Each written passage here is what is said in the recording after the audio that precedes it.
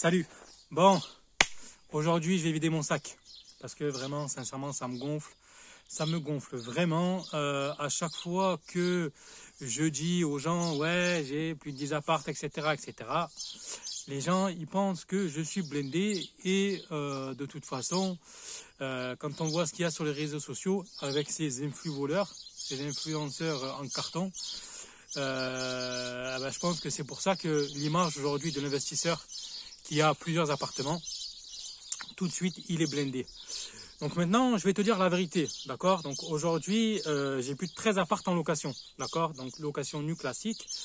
Et je te dis en toute franchise, je ne suis pas blindé et c'est absolument pas le cas. Et ça me gonfle en fait d'entendre les gens qui se disent « Ah ouais, lui, il a plus de 10 apparts, ah, lui, il doit être bien financièrement, ah, lui, il doit être bien assis, ah là, machin, ça chipote, ça chiche, ah là. » Et les gars, vous pensez vraiment que quand tu as 13, 14 appartements, tu es blindé?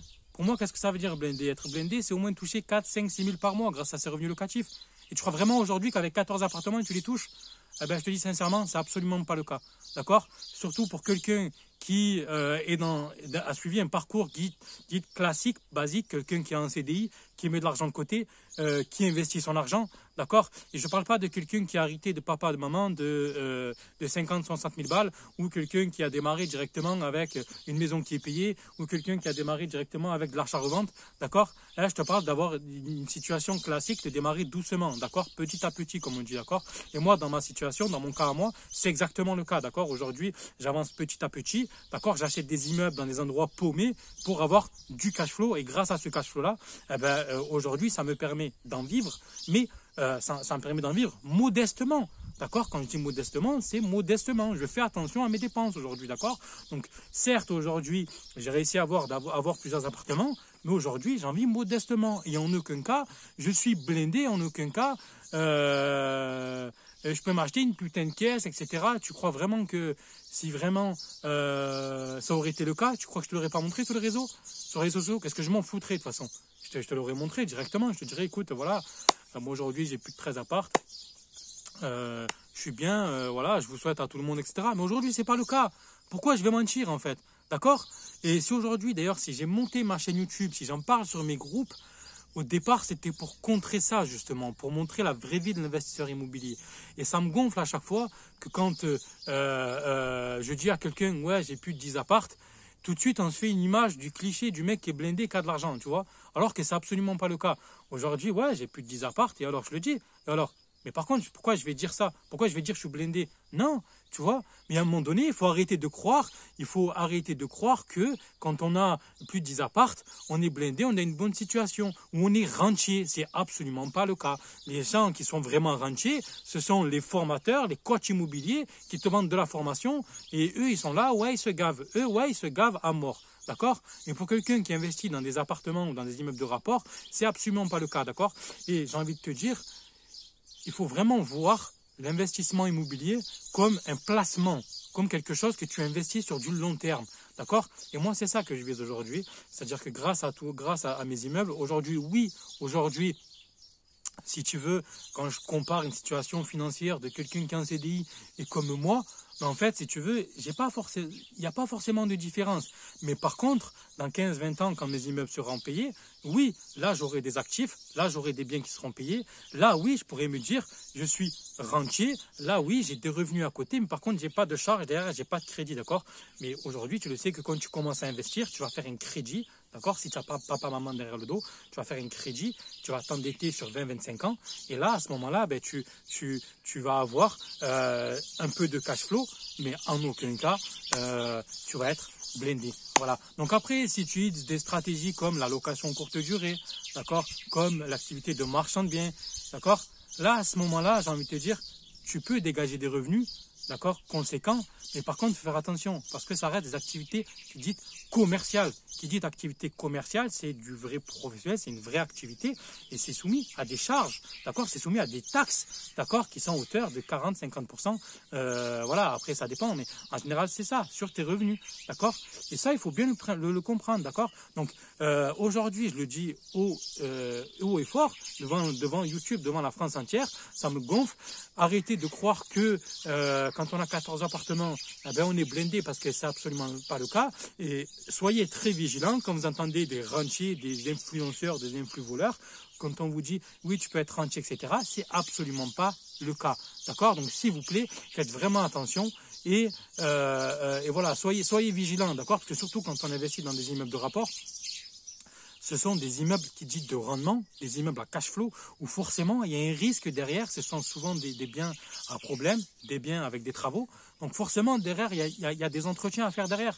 D'accord? Et si tu veux, le cash flow, il n'est pas régulier, il n'est pas fixe et régulier chaque mois. Il y a des mois où demain, un locataire peut me dire, écoute Aldo, il y a une chose à dire qui est foutue, il faut que je claque 2000 balles, tu vois ce que je veux dire? Et si tu viens pas, si tu n'as pas papa, maman derrière ton dos, qui t'ont pas donné 10-15 000 cash, et que tu fais avec ta trésorerie, je te le dis et je te le confirme moi à 100%, tu n'es pas rentier et tu as une situation qui dit normale. Alors moi, je ne suis pas là pour me plaindre, d'accord? Je suis simplement pour me mettre en garde et pour certains qui se font une image de la personne qui a plusieurs appartements, qui pense que en gros il a une situation extraordinaire et que sa vie elle est magique et que en gros il peut se la couler douce à la plage. C'est absolument pas le cas. Alors maintenant, moi, dans mon cas, moi, je suis très content de ce que j'ai eu, de mon parcours que j'ai eu d'investisseur. Aujourd'hui, je suis fier. Et aujourd'hui, ce que j'ai, j'en suis très content. D'accord? Et ça me suffit amplement, d'accord? Même si j'ai d'autres projets aujourd'hui et que j'ai d'autres ambitions. Ma situation aujourd'hui, je suis très content de ce que j'ai aujourd'hui. Voilà. Mais c'était aussi pour remettre un peu les pendules à l'heure. Parce qu'on entend tout et n'importe quoi. Et en fait, ça me gonfle, ça me gonfle, ça me gonfle. Donc voilà, soyez vraiment vigilants. Quand on vous dit, oui, il a X appart, oui, tu peux avoir ci, tu peux avoir ça. Et suivez vraiment des investisseurs qui sont vraiment sur le terrain et formez-vous sur la réalité, les amis.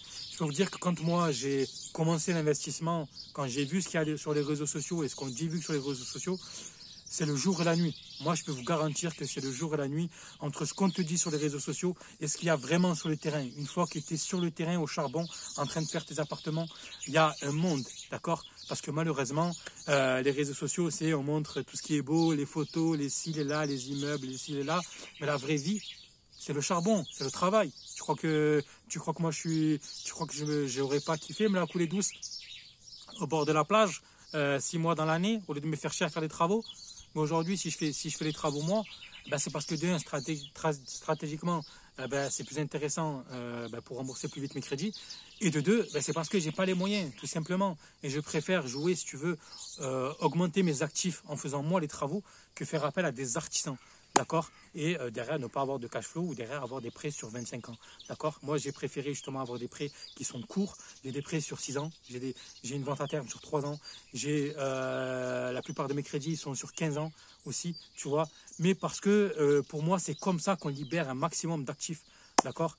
Et c'est comme ça, à mon sens, qu'on doit faire et non faire des crédits sur 25-30 ans et vivre au crochet du cash flow. Parce qu'un cash flow, c'est pas ça qui va déterminer si ton investissement il est bien ou pas. Ce qui va déterminer si ton investissement est bien, c'est combien tu as acheté ton immeuble. Tu l'as acheté 100, ok, combien il vaut?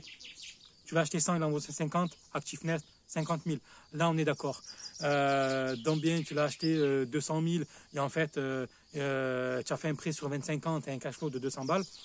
Mais si en réalité, ton immeuble, il en vaut 150, tu es d'accord avec moi que tu as perdu 50 000 parce que tu l'as payé trop cher. Et oui, et pourtant, tu auras du cash flow. Pourquoi? Parce qu'en fait, le cash flow, lui, il y a une grosse partie, c'est dans la mensualité de prêt. Au plus, tu vas avoir une mensualité de prêt qui sera longue, une mensualité de prêt qui sera petite, et une durée de prêt qui sera longue. Et là, forcément, tu vas avoir un cash flow qui sera plus élevé.